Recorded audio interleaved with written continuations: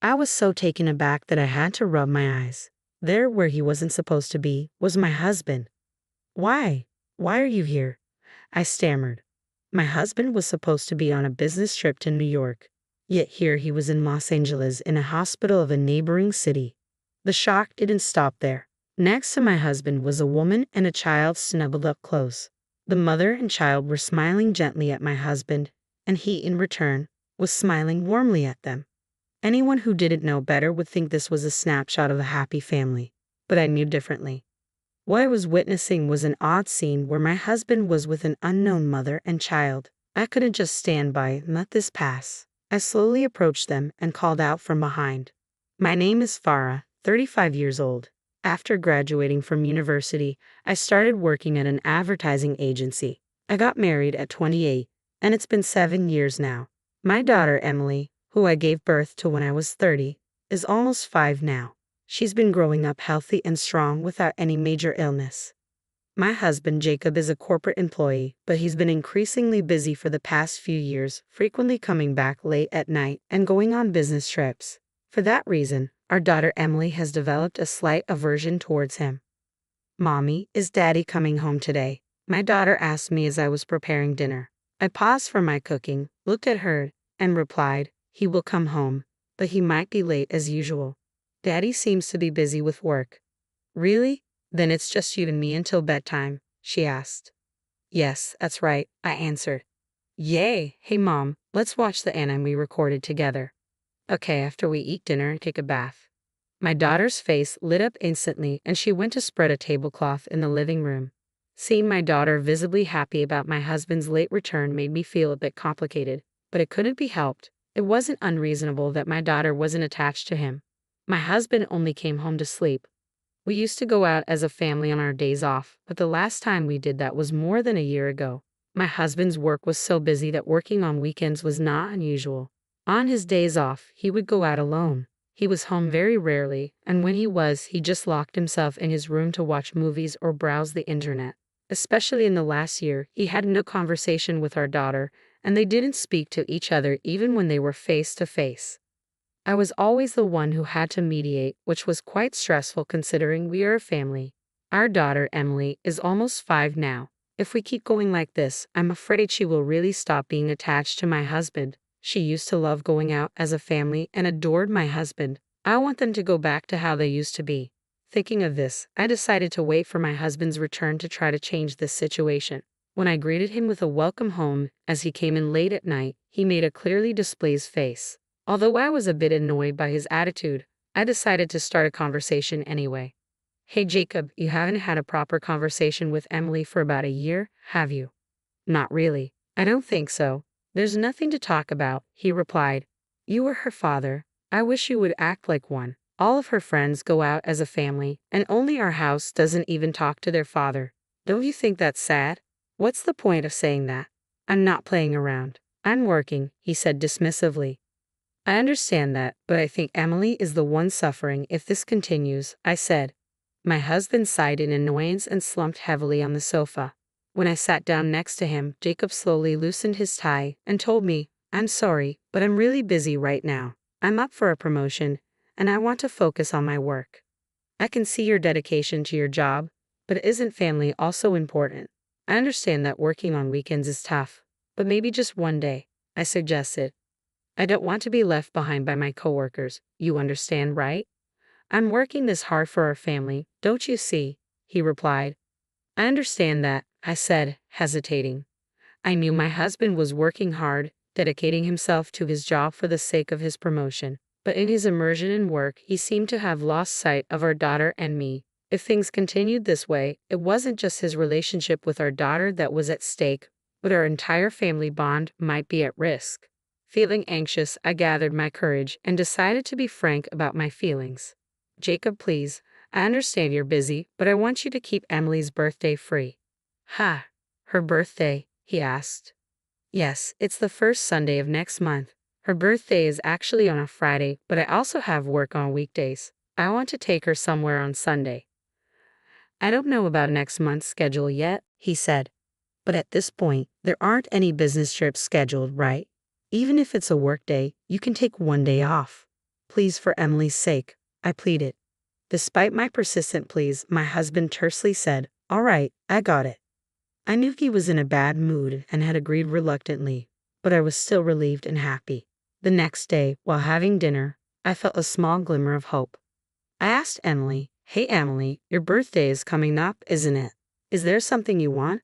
"Wow, really? I want an ice cream maker," she exclaimed. "An ice cream maker, huh? Well, let's go check it out together next time," I said. "Yes, yay, so happy," she replied. Watching my daughter happily enjoying her hamburger, I thought this was a good moment. I put down my chopsticks, looked into her eyes, and said, "Emily, how about we go out with Daddy on your birthday?" "Huh? Daddy, isn't he working?" she asked.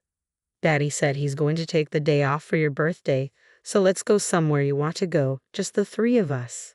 "Really? I want to go to the amusement park."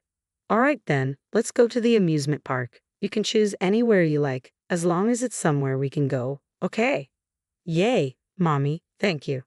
Throughout the meal, she was restless, repeatedly asking, "Is Daddy really coming too? Can the three of us really go?" It was adorable, and I couldn't help but smile. I thought she disliked her father, but it seemed she was indeed lonely deep down. She seemed much happier than I had imagined, particularly at the prospect of the three of us going out together. One day, with the weekend trip to the amusement park ahead, my husband, unusually home earlier than usual, awkwardly began, "Well, you see." I asked what was wrong, and after a moment of silence, he reluctantly spoke. "I have a business trip from Thursday to Sunday this week," my husband said. "What? What are you talking about? We promised to keep those days free for Emily's birthday, didn't we?" I replied, shocked. "What can I do? The person who was supposed to go suddenly couldn't, and I was the only one available as a replacement," he explained. "Even so, why didn't you refuse? Do you know how much Emily was looking forward to it?" I asked, my frustration growing. "What could I have done? It wasn't a situation where I could just refuse," he said, raising his voice in anger despite our daughter sleeping in the next room. I tried to calm him down, but he continued to yell, his face turning red. "You have it easy, working in a company where you can leave on time, but it's not like that for me. In a highly competitive environment, everything depends on how quickly you can get promoted. What's with all this talk about promotion? Sure, I understand work is important, but what about us? What about your family?" I asked, my voice trembling. "Supporting your husband is also a wife's duty. This is why I can't stand people working in cushy jobs," he retorted. "What?" I said, stunned. "At least can you come back early on Sunday?" I pleaded. "That's impossible. The business trip is in New York, and it takes 5.5 hours one way by plane. In any case, I can't get out of the business trip starting from Thursday. You should go on your own," he said, dismissively. "Wait, Jacob," I called after him, but he ignored me and left the living room. Only my sigh echoed in the room as I struggled with how to explain to our daughter. On Thursday night, after my husband left for his business trip, I reluctantly decided to tell Emily the truth.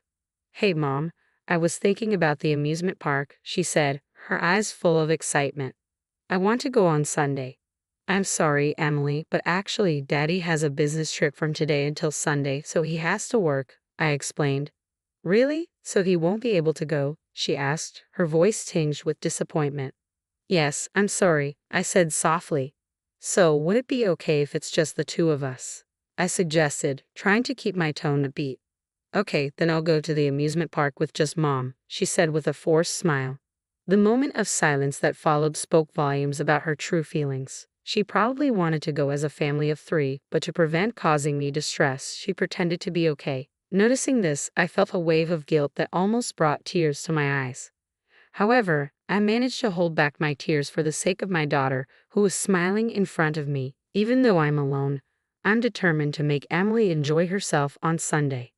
Several days later, on the day of the amusement park visit, my daughter woke up early in the morning and started preparing to go out on her own. We left the house at 7 a.m. so that we could enter the park as soon as it opened. Emily seemed really excited and happy throughout our time at the amusement park, but on closer inspection, her face was slightly flushed. Worried, I stopped her. "Emily, wait a minute." "What is it, Mom?" she asked, looking up at me. I grabbed her arm and put my hand on her forehead. I felt a tremendous heat surge through me. "Wait, Emily, you have a high fever. Why didn't you tell me?" I exclaimed, worried. I'm not feverish. Come on, Mom, let's go ride the merry-go-round, Emily insisted, trying to brush it off. Emily, I think you have a very high fever. Shouldn't we go to the hospital together? I urged. No, I finally got to come here with you, Mom, she said weakly. Perhaps her body was really in pain as she collapsed on the spot. Why didn't I notice it until it got this bad? I thought, overwhelmed with guilt. Driven by guilt, I carried my daughter and hurriedly took her to the university hospital. I informed the reception that it was our first visit and rushed to pediatrics. Her temperature was over 40 degrees, and she was immediately given an IV. We'll keep an eye on her here, so you should rest a little too, the nurse kindly advised, which slightly calmed my desperate heart. I decided to take a break on a bench in the rest area after going to the hospital store and buying some necessary items for my daughter. As I walked around the hospital, I heard a familiar voice. When I turned towards the voice, I couldn't believe my eyes. "Ha, Jacob. Why are you here?" I stammered in shock. I couldn't believe what I was seeing. My husband should have been on a business trip to New York. Despite this, why was he in Los Angeles, even in a hospital in the next city? But that wasn't the only surprise. Beside my husband was a woman and a child, seated as if leaning against him. "Mom, are we going shopping after the hospital visit, right?" Emily's voice brought me back. "Yes, we are. The three of us," I replied, trying to maintain composure despite my racing thoughts. "Yay, soon we can go out as a family of 4. I'm excited," Emily said cheerfully. "You're about to become a big sister, so you need to be responsible, okay?" The woman beside my husband said affectionately, her round stomach revealing her pregnancy. From what I overheard, it seemed the mother was pregnant with her second child. My husband was happily stroking her stomach, and the mother and child were smiling softly at him, with him returning the smile kindly. If a stranger saw them, they might think it's a scene of a happy family, but not for me. What I was seeing was a strange scene. My husband with a strange mother and child. I couldn't just stand by and let this slide. I clenched my fists, shaking with anger, and bit my lower lip. So, that's how it is. Working on holidays, business trips. In the end, they were all lies. I can't forgive him for continuously betraying me and Emily. I muttered to myself, feeling a surge of betrayal and hurt. I took steps towards them, stood behind them, and slowly opened my mouth. "So, the business trip is over already, huh?" I said sharply. At the sound of my voice, my husband turned around abruptly. His face was ashen, and he looked like he had seen a ghost. Desperately, he squeezed out words. "Vera, why are you here?" "Emily and I went to the amusement park, but she got a fever. She's getting an IV right now. More importantly, why are you here?" I demanded, my voice tinged with anger and confusion. "No, well, that is," he started, clearly flustered. "And who are these people?" I asked, turning my attention to the woman standing beside him. Upon hearing my question, the woman looked down, her face turning pale. "You miss," I continued, my voice steady but filled with intensity, "what were you doing just now? Today is the day of Mom's prenatal checkup. Even though Dad is busy with work, he always accompanies us to the hospital," the little girl piped up innocently. "That's nice. You must really love your mom and dad," I replied, trying to maintain composure. "Yeah, we're going to the amusement park together next time, right, Dad?" the little girl continued, unaware of the tension. My husband, startled, forced a strange smile on his face. Just then, the little girl said she was going to the restroom, providing me with the perfect opportunity to confront my husband. "Would you care to explain?" I asked, my voice cold and accusatory. "No, it's not like that. This is," he began, clearly struggling to find an explanation. "What's not like what?" "From what I heard, you're the father of both that girl and the baby in her mother's womb. Yet you kept telling me and Emily that you were working or on a business trip. Just how low can you stoop?" I interrupted, unable to contain my anger any longer. "Wait, let's calm down for a moment, okay? I wasn't planning to leave you or anything," he pleaded, his expression a mix of guilt and desperation. I grabbed the collar of his shirt and pulled his face close to mine, so close our noses almost touched. I stared at him coldly, my voice a harsh whisper. "Don't mess with me. How far will you go to betray Emily? Are you really her father? Don't make me laugh," I seethed, my anger boiling over. "After deeply hurting your own daughter, you dare to father another child with someone else. You're nothing but an irresponsible scumbag. No, it's not like that. Please forgive me, he pleaded, his voice strained with guilt.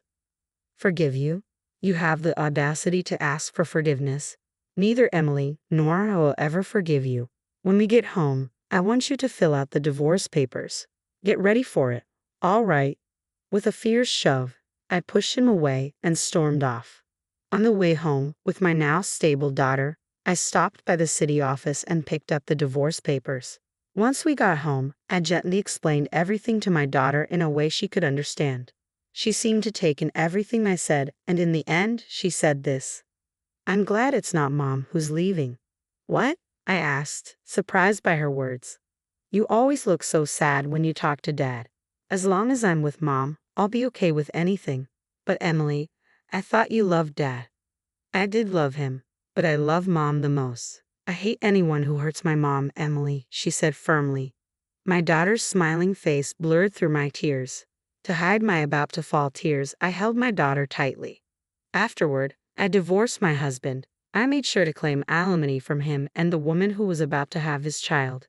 He desperately tried to negotiate for a lower amount, citing their child, but I firmly refused. There was no way I was going to lower the amount or let him take the lead. After all, they were the ones who did wrong. It soon became known that Jacob had been regularly taking time off work to visit the other woman. A coworker discovered this shortly after the divorce, causing his credibility to plummet. His career advancement came to a sudden halt, and he started receiving cold stares from his colleagues. Apparently, Jacob was having a child with another woman, even though he's got a family. You gross. Not only is he incompetent at work, he doesn't even have basic morals, one colleague remarked. Well, it would be a relief if he just quit already, another added. Despite the rumors and criticism, he somehow clung on to his job, presumably for the alimony and child support he owed me. I decided to sit back and see how long he could keep this up. On my end, I moved to an apartment near my workplace and started a new life with my daughter. My parents regularly visited us to keep her from feeling lonely. As a single mother, I'm aware that I might make my daughter feel sad in the future, but I'm determined to shower her with all the love I can to minimize such situations.